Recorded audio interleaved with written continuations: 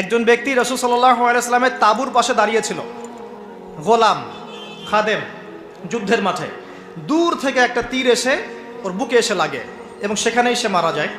সাহাবীরা বলতে লাগলেন যে নি'মার রজুল, কত উত্তম সেই ব্যক্তি, তো নবীর সাথে যুদ্ধ করলো, পাশে খেদমত করলো, শহীদ হয়ে গেল।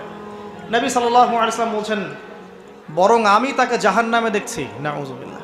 সাহাবীরা অবাক হয়ে জিজ্ঞাসা করলেন, কি কারণে ইয়া রাসূলুল্লাহ সাল্লাল্লাহু আলাইহি সাল্লাম? তিনি বললেন, গনিমতের মাল থেকে, গনিমতের মাল বোঝেন, রাষ্ট্রীয় কোষাগার, গনিমতের মাল থেকে সে একটা চাদর চুরি করেছিল। আমি কি বুঝাতে পারছি ভাই? গনিমতের মাল থেকে একটা চাদর, অনলি একটা চাদর সে সরিয়ে নিয়েছিল। এই একটা চাদর চুরি করার কারণে নবী সাল্লাল্লাহু আলাইহি ওয়াসাল্লাম বলছেন, আমি তাকে জাহান্নামে জ্বলতে দেখছি।